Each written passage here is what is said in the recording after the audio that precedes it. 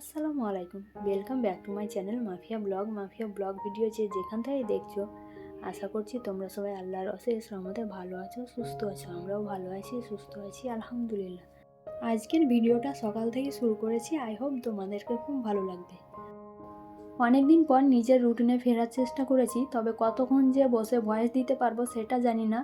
মেয়ে স্কুলে গেছে, মর্নিং স্কুল চলছে এখন, আর আলফিয়ার পাপা গেছে সবজি বাজারে। তবে সে আর কতক্ষণ লাগবে, হয়তো একটু পরেই চলে আসবে, তারপরে আর ভয়েস দেওয়া হবে না মনে হয়। এই জগতের প্রত্যেকটা মানুষ যখন তখন যে কোনো সময় প্রবলেমের মধ্যে পড়তেই পারে, কিন্তু কিছু কিছু প্রবলেম তাড়াতাড়ি সলভ হয়ে যায়, আর কিছু কিছু প্রবলেম যেন পিছুই ছাড়তে চায় না। তো আমারও সেই রকম হয়েছে, এমন কিছু প্রবলেমের মধ্যে আমি পড়েছি যে কারোর সঙ্গে শেয়ারও করতে পারছি না, এদিকে আমার পিছুও ছাড়ছে না। তোমাদের সঙ্গে গল্প করতে করতে চা করা কমপ্লিট, কিন্তু তোমাদের সঙ্গে আর খাওয়া দাওয়াটা শেয়ার করিনি। তো খাওয়া দাওয়া করার পর আলফিয়ার পাপা আবারও বাজারে গেছে, অনেক জিনিস ভুলে গেছে আনতে। এই যে আমাদের রুমটা, এটাই হচ্ছে আমাদের bedroom, study room, drawing room, সব কিছু একটা রুমের মধ্যেই। তার জন্যই কিন্তু আমি ভিডিওতে ভয়েস দিতে পারছি না।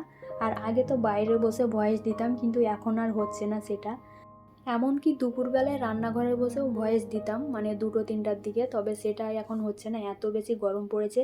আর রান্নাঘরের যে মানে চালের ছাউনিটা আছে সেটা আছে টিনের, আর এই গরমে টিনের ছাউনির চালের নিচে বসে ভয়েস দেওয়াটা অসম্ভব।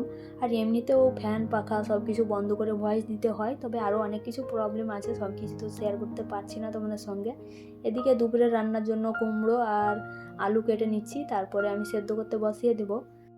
রান্নাঘরে বসে সবজি কাটছিলাম, আর মনে হচ্ছিল যেমন তেমন করে রান্নাটা করে এই ঘর থেকে পালাতে পারলে বেঁচে যাই, মানে এত বেশি গরম। বর্ষাকাল তো কবে এসছে, তবে বৃষ্টির দেখা এখনও মেলেনি, কবে যে বৃষ্টির দেখা পাবো জানি না। কুমড়ো আলু কেটে ধুয়ে সেদ্ধ করতে বসিয়ে দিয়েছি, আর একপাশে ভাত বসিয়েছি। তো ওগুলো হতে থাকে, ততক্ষণে আমি গোটা গরম মশলাগুলো রোদ্রে দেবো, বের করে নিচ্ছি। 2 দিন আগে মা আব্বা এসেছিলো, বলেছিলাম গোটা গরম মশলা আনতে, তো দেখতেই পাচ্ছ কত বেশি গোটা গরম মশলা এনেছে। মানে দারচিনি এত বেশি এনেছে যে পুরো বছরটাই চলে যাবে, কেনার আর প্রয়োজন হবে না। কোরবানি হতে আর মাত্র 3 দিন বাকি, মানে বুঝতেই পারছো সোমবার কোরবানি হবে, আর আমরা বাড়ি যাব রবিবার রাত 7টার দিকে ট্রেন আছে। তো সারাটা দিন হয়তো আলফিয়ার পাপা ডিউটি নিয়ে ব্যস্ত থাকবে, আর আমি এক টেনশন নিয়ে ব্যস্ত থাকবো। কেন বলছি বলো তো, বাড়ি গিয়ে বাড়ি ঝেড়ে ঝুড়ে পরিষ্কার করে সাজানো গোছানোর ব্যাপার ছিল, কিন্তু ওই রাত 9টায় গিয়ে আমি কি কাজ করব ভেবে পাচ্ছিলাম না। আমার শাশুড়ি হয়তো আমার আশায় কোনো কাজ ফেলে রাখবে না, তবে আমার ঘরটা যে নোংরা হয়ে থাকবে, ঘরটা আমি কিভাবে পরিষ্কার করব, সেটাই শুধু মাথার মধ্যে ঘুরঘুর করে সারা দিন, যে কীভাবে আমি কাজ করব। তবে বাড়ি যাওয়ার পর কাজে যখন হাত লাগাই না, খুব তাড়াতাড়ি কাজটা হয়ে যায়, যেহেতু আর অন্য কোনো কাজ থাকে না, শুধু ঘর পরিষ্কার করার কাজটাই থাকে। আমাদের মতো মধ্যবিত্ত ফ্যামিলিতে যারা আছো, তাদের অবস্থা আর আমার অবস্থা একই, তাই না? মানে ঈদে সামর্থ্য অনুযায়ী শপিং করে নেই, তবে কোরবানিতে সেটা হয় না। কোরবানি দেওয়ার পর এমনিতে একটু একটু হাত টান থাকে, তাই না? তো কোরবানিতে সেরকম শপিং কিছুই করব না। মেয়ের জন্য যদি সময় পাই বাজার যাওয়ার, তো একটা পাতলা সাতলা ফ্রক কিনে নিব, তবে যদি সময় না পাই হয়তো সেটাও হবে না। কিন্তু মেয়েকে যদি না পরাতে পাই নতুন জামা, তখন কিন্তু খারাপ লাগে। নিজে কি পরলাম না সেটাতে কোনো কিছু যায় আসে না, তবে একটা মাত্র মেয়ে যদি না পাই খুব কষ্ট লাগে গো। মানে বাড়ির আরও বাচ্চারা সবাই নতুন নতুন জামা পরবে, কিন্তু আমার মেয়ে পরবে না, খুব খারাপ লাগে। তো এদিকে আমরা সময়ই পাচ্ছি না বাজার যাওয়ার মতো, আর আমার একাই বাজার যেয়ে শপিং করাটা আমার পক্ষে হয় না কোনো দিনই। সব রকম মশলা কষানো হয়ে গেছে, আগে থেকে কুমড়ো আলু সেদ্ধ করে রাখা এটা দিয়ে দিলাম। এবারে এটাকে কিছুক্ষণ আমি কষিয়ে নিচ্ছি, আর খুব আলতো হাতে করে নিচ্ছি, যেহেতু আগে থেকে সেদ্ধ করে নিয়েছি, আর কুমড়ো অল্পতেই গলে যায় খুব অল্প সময়ে। আর আজকে যেহেতু তরকারি আমাদের সবই শুকনো শুকনো হয়ে গেছে, তাই কুমড়ো আলুর একটুখানি ঝোল করে নিলাম। তবে কুমড়ো আলু শুকনো শুকনোটাই বেশি ভালো লাগে খেতে। 1 মিনিট মতো কুমড়ো আলুতে জাল করে নেব, তাহলেই কুমড়ো আলু রান্না কমপ্লিট। এই ভিডিওটা যেহেতু একদিনের করা না, কয়েকদিনের অংশ একটু একটু করে আছে। তো মেয়ের স্কুল চলাকালীন কিছু অংশ আছে, আর স্কুলে ছুটি পড়ার পরের কিছু অংশ আছে, মানে গরমের ছুটি। তো আমার মেয়ে এখন এগুলোই করে। এখন আমি আর একটা রান্নাটা করে নেব, সেটা হচ্ছে চাল কুমড়ো বিট দিয়ে। তো বিটটা আমি কোথায় পেলাম সেটাও বলি। পাশের রুমে ভাবি বিট রান্না করছিল, সেখান থেকে একটুখানি তুলে নিয়েছি আমি। মেয়ের এখন স্কুল ছুটি পড়ে গেছে, তাই কি করবে সেটাই মনে হচ্ছে ওর। তো এখন এগুলো তেলে দিতে এসে একটু ছ্যাঁকা খাওয়ার পরেই ও কিন্তু চলে যাবে, তোমরা দেখতে পাবে। মানে একটুখানি ছ্যাঁকা লেগেছে, খুব বেশি লাগেনি। তো আমি এটা অন্যভাবে রান্না করার জন্য চড়া চড়া করে কেটেছিলাম চাল কুমড়োটা, তারপরে আবার ভেজে নিলাম। মানে কোনটা কি করব সেটা ঠিক করতে পারছি না, মানে একরকমভাবে কাটছি আর একরকমভাবে রান্না করছি, এরকম হয়ে যাচ্ছে।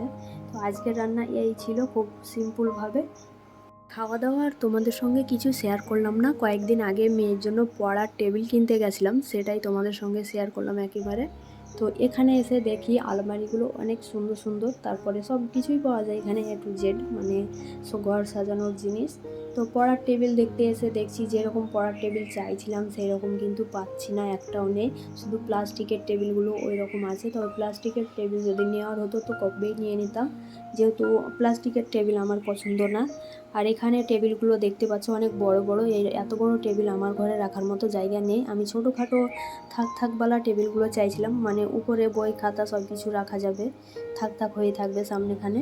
তো সেই রকম টেবিল তো একটাও নেই, অর্ডার দিয়ে বানাতে হবে সেগুলো বলছিল। তো টেবিলগুলোও দেখতে সুন্দর লাগছিলো, ঘরে যদি অনেকটা জায়গা থাকে তবে এই টেবিলগুলো ভালো লাগবে রাখলে। তো তারপরে আলমারিগুলোও দেখছিলাম, অনেক সুন্দর সুন্দর আলমারি। তবে আমি সবসময় চিন্তা ভাবনা করি মোটা অঙ্কের কোনো টাকার যদি কোনো জিনিস কিনতে যাই, তো চিন্তা ভাবনা করে দুদিন হাতে সময় নিয়ে কেনাটা অনেক ভালো। আজকে শুধু দেখে গেলাম সব কিছু, আজকে কোনো রকম কোনো জিনিস কিনিনি। আর টেবিলগুলো যে বড়, তো অতটা জায়গা আমার ঘরে নেই, তাই আজকে বাদ দিয়ে দিলাম, কোনো কিছুই কিনা হলো না। তবে সব কিছু দেখে নিলাম কিভাবে কেমন কি আছে। তবে আমি যেরকম টেবিল চাইছি আমাকে অর্ডার করতে হবে, এরকম নেই দোকানে, মানে ডিজাইনটা বলে দিতে হবে যে কেমন কেমন নেব, সেরকমই বানাতে হবে। তো যাই হোক, আমাদের টেবিল কেনা আর হলো না।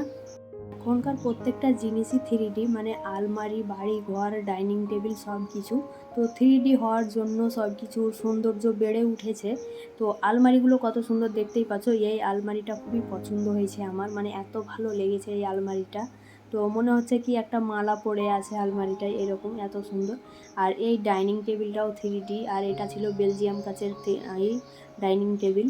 তো মানে প্রত্যেকটা ডাইনিং টেবিল খুব সুন্দর। টি টেবিলগুলোও তোমাদেরকে দেখাচ্ছি কত সুন্দর সুন্দর আছে। তো আলফিয়ার পাপার ডাইনিং টেবিলের খুব শখ, তবে ভাড়া বাড়িতে থাকছি বলে কোনো কিছুই ওর ইচ্ছে পূর্ণ হচ্ছে না।